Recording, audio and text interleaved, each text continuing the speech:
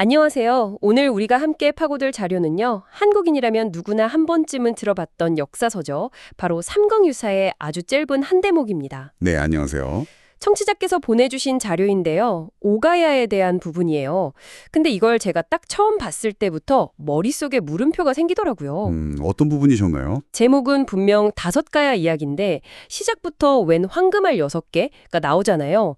이거 저자인 이련수님의 그냥 계산 실수인가요? 아니면 뭔가 깊은 뜻이 숨어 있는 걸까요? 바로 그 지점이 오늘 이야기의 핵심입니다. 이건 단순한 계산 실수가 아니고요. 약 800년 전 한 위대한 역사가가 당대의 다른 역사 기록을 향해서 던지는 아주 날카롭고 논리적인 선전포고 같은 구절이죠. 선전포고라니요? 네, 마치 역사서 안에 숨겨진 한 편의 추리소설을 읽는 듯한 느낌을 받으실 거예요. 와, 추리소설이라니 흥미로운데요? 그럼 오늘의 목표는 명확해졌네요. 이 6개의 알, 그리고 5개의 가야라는 미스터리를 풀고 이련 스님이라는 탐정이 어떤 단서들을 가지고 당대 최고의 역사서 중 하나였던 사략을 어떻게 비판했는지 그 논리의 흐름을 한번 집요하게 따라가 보겠습니다. 좋습니다. 자, 그럼 사건의 발단부터 한번 보죠. 이련 스님은 처음부터 자신의 주장을 내세우지 않아요. 맞습니다. 가락기찬이라는 옛 문헌을 인용하면서 이야기를 시작해요. 하늘에서 자줏빛 굵은 동아줄이 내려오고 그 끝을 보니 붉은 보자기에 황금 상자가 쌓여 있었다. 네, 그리고 그 상자 안에는 해처럼 둥근 황금알 6개가 들어있었다. 정말 신비롭고 장엄한 장면 묘사죠? 그렇죠. 이건 건국 신화 특유의 성스러운 분위기를 극대화하는 장치라고 볼 수 있어요. 인간의 역사가 아니라 하늘의 뜻으로 시작되었다는 걸 강조하는 거죠. 아, 그런데 중요한 건 그 다음입니다. 이 6개의 알에서 어떤 결과가 나오는지가 일련의 모든 논증의 출발점이 되거든요. 맞아요. 그 부분을 보면 6알에서 6동자가 태어나는데 12일 만에 모두 장성했다고 하죠. 그중 가장 먼저 세상의 모습을 드러낸, 그러니까 맏형격인 인물이 바로 수로왕. 네, 수로왕이죠. 이 수로왕이 대가락, 즉 금관가야의 왕이 되고 나머지 5은 각자 흩어져서 5가야의 주인이 되었다.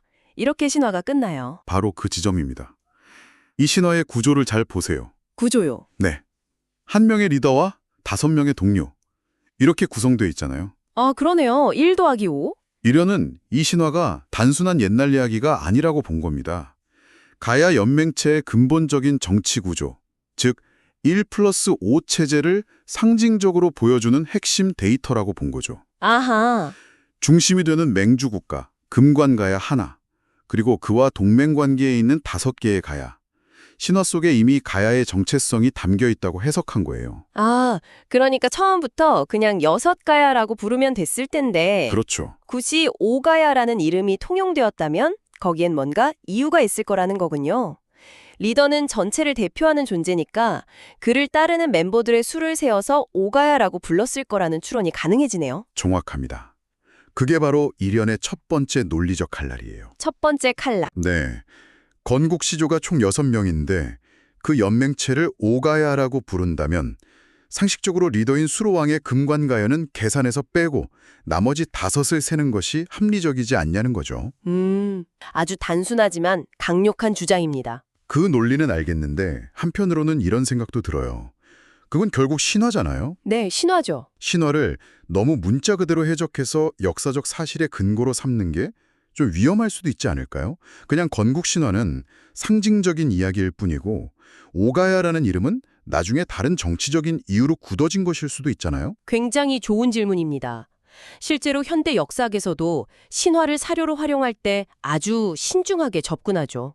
그런데 여기서 우리가 주목해야 할 것은 이련이 살았던 13세기의 지적 풍토입니다. 아, 그 당시의 분위기. 네, 그 당시에는 신화나 설화가 지금 우리가 생각하는 것보다 훨씬 더 중요한 사실의 기록으로 받아들여졌어요. 이련은 그 시대의 상식 안에서 가장 논리적인 도구를 찾아낸 셈이죠. 더 놀라운 건 그는 여기서 멈추지 않고 이 신화적 근거를 가지고 당대의 권위 있는 역사서와 정면으로 맞붙는다는 점입니다. 바로 그 책 사략이죠. 고려시대에 편찬된 역사서로 알고 있는데 맞습니다. 이련 스님은 이 책의 기록이 잘못되었다, 고 아주 단호하게 선을 긋고 있어요. 네, 심지어 함부로 기록했다 라는 표현까지 쓰면서 강하게 비판하죠. 와, 함부로 기록했다. 대체 사략이 뭘 그렇게 잘못 기록했던 걸까요? 이련의 분석에 따르면 사략은 오가야라는 숫자 5에 너무 집착한 나머지 치명적인 실수를 저질렀어요. 숫자 5요? 네, 바로 맹주인 금관가야를 5가야 중 하나로 포함시켜버린 거죠. 아, 그렇게 되면 총 6나라 중에 하나가 목록에서 빠져야만 숫자 5가 맞게 되잖아요. 아, 멤버를 세는데 리더를 포함시켜버리니까 원래 멤버 중 한 명이 밀려나게 되는 상황이 벌어진 거군요. 그렇습니다. 그러다 보니 엉뚱하게도 아라가야가 빠지고 그 자리에 원래 가야연맹의 핵심 멤버가 아니라고 여겨지는 창녕, 즉 비화가야가 끼어들어가는 오류가 발생했다는 게 이련의 진단입니다. 족보가 완전히 꼬여버렸네요. 바로 그거죠. 이련은 이 지점을 놓치지 않고 날카롭게 파고든 겁니다. 이건 그가 단순히 옛 이야기를 수집하는 사람이 아니라 기록과 기록을 비교하고 그 사이의 모순을 찾아내는 비판적 역사가였음을 보여주는 아주 중요한 대목이에요. 잠깐만요. 그럼 여기서 또 궁금한 게 생겼어요. 왜 하필 창녕의 비화가야였을까요? 설약의 저자가 그냥 무작위로 아무 지역이나 집어넣은 걸까요? 아니면 설약이 쓰일 당시에 창녕 지역을 가야연맹에 포함시켜야 할 어떤 정치적, 사회적 이유라도 있었던 걸까요? 그 부분은 사실 명확하게 밝혀지진 않았습니다. 하지만 추정은 가능해요. 어떤 추정이죠? 설약이 편찬될 당시 고려의 입장에서 지방 세력을 재편하고 행정구역을 정리하는 과정에서 신라에 편입된 옛 가야 지역에 대한 인식이 조금씩 변했을 수 있습니다. 후대의 관점이 개입되었다? 네. 특히 창녕은 신라 진흥왕 순수비가 세워질 정도로 신라에게는 중요한 전략적 요충지였죠.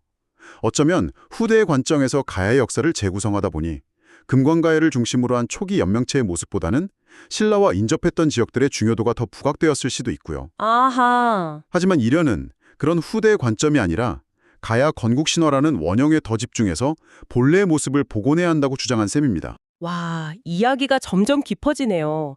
단순한 실수가 아니라 시대적 배경에 따른 역사 해석의 차이일 수도 있다는 거군요. 그럴 수 있죠. 알겠습니다. 그럼 이련 스님이 사력에 목록은 엉터리라고 비판한 것까지는 이해가 가요. 그런데 비판만 하고 끝내진 않았을 것 같은데요. 그럼 자기가 생각하는 진짜 오가야 목록을 제시했나요? 당연히 제시했습니다. 비판에서 그치면 역사가가 아니죠. 대안을 내놓아야죠. 이련은 금관가야를 맹주로 인정하고 그를 제외한 진짜 오가야의 명단을 이렇게 정리합니다. 네. 첫째, 아라가야. 지금의 경남 함안 지역이고요. 아라가야, 하만. 둘째, 곤영가야. 현재 경북 상주 함창 일대로 추정됩니다. 그리고 셋째는 대가야, 경북 고령. 넷째는 성산가야, 지금의 경북 성주 일대인데 벽진가야라고도 불렸다는 친절한 부연 설명까지 덧붙였죠. 맞습니다. 마지막 5째가 소가야, 경남 고성. 이렇게 5개군요. 네.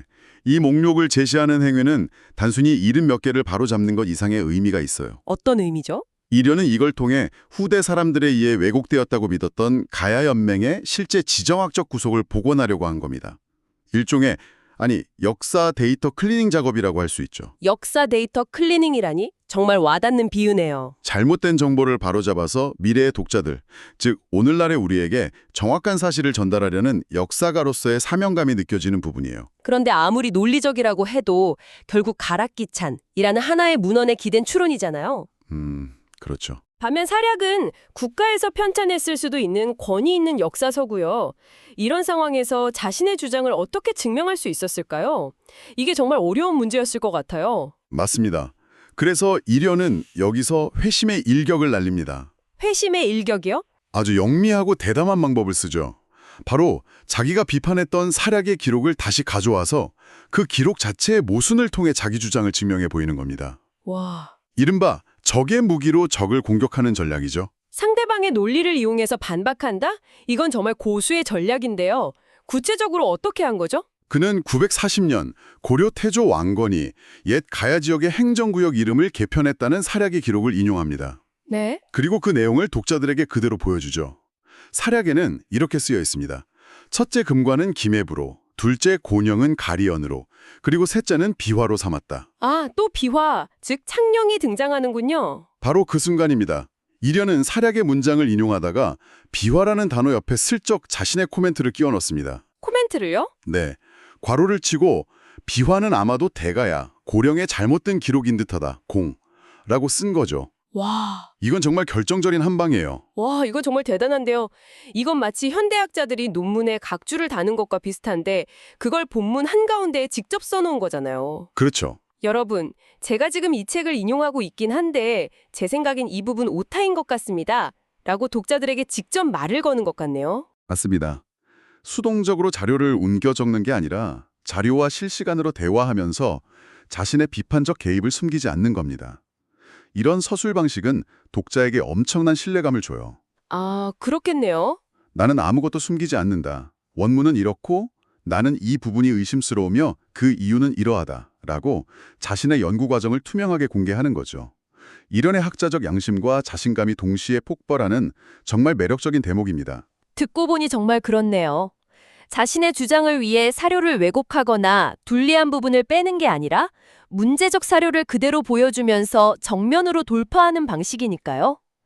결국 이련의 주장을 한 문장으로 정리하면 가야는 원래 6나라다. 네, 그런데 사람들이 굳이 오가야라고 부른다면 그건 맹주 금관가야를 제외한 5나라를 뜻하는 것이다. 그렇죠. 금관가야를 포함시키고 엉뚱한 창령을 넣은 건 틀렸다. 이걸 증명하기 위해 신화의 구조 분석부터 문헌의 내적 모순 지적까지 정말 치밀한 논증을 펼친 거군요. 바로 그렇습니다. 자, 오늘 우리가 살펴본 이 짧은 구절을 통해 결국 무엇을 알 수 있을까요? 처음엔 그냥 옛날 나라 이름 몇 개 나열한 목록인 줄 알았는데 그게 전혀 아니었네요. 맞습니다. 이것은 약 800년 전 한 역사가의 지적 분투가 담긴 생생한 기록입니다. 그는 단순히 과거의 사실을 전달하는 데 그치지 않고 어떻게 사실에 접근해야 하는가에 대한 방법론을 몸소 보여주고 있어요. 방법론이요? 네. 여러 자료를 비교 검토하고 논리적 모순을 찾아내고 비판, 합리적인 대안을 제시하는 창조, 역사학의 가장 기본적인 연구 과정을 이 짧은 글 안에서 모두 보여준 셈이죠. 어떻게 보면 이련은 정보의 홍수 속에서 길을 잃을 수도 있는 미래의 독자들을 위한 안내자 역할을 자처한 거네요. 그렇죠. 이 정보는 믿을만하고 저 정보는 이런 문제가 있으니 조심해서 받아들여야 한다고 말해주는 등대처럼요. 아주 정확한 비유입니다. 이런은 우리에게 역사란 정해진 사실을 암기하는 과목이 아니라 끊임없이 질문하고 의심하며 진실에 다가가려는 과정 그 자체라는 것을 말해주고 있는지도 모릅니다. 그의 이런 태도는 오늘날 가짜뉴스와 왜곡된 정보가 넘쳐나는 시대를 사는 우리에게도 시사하는 바가 크죠. 그러게요. 단순히 지식을 아는 것을 넘어 지식이 어떻게 만들어지고 검증되는지를 이해하는 게 훨씬 더 중요하다는 생각이 드네요. 오늘 이야기를 듣고 나니 이런 궁금증이 자연스럽게 생기지 않나요? 어떤 궁금증이죠? 우리가 학창시절 교과서에서 너무나 당연한 사실이라고 외웠던 수많은 역사적 지식들. 어쩌면 그 한 줄 한 줄이 과거의 이름 모를 수많은 일원들이 수많은 자료와 씨름하며 어떤 기록은 취하고 어떤 기록은 비판하며 내린 치열한 지적 논쟁의 결과물일지도 모른다는 것 말입니다. 우리가 지금 읽고 있는 역사책의 행간에는 겉으로 드러나지 않은 또 어떤 뜨거운 논쟁들이 숨어 있을까요?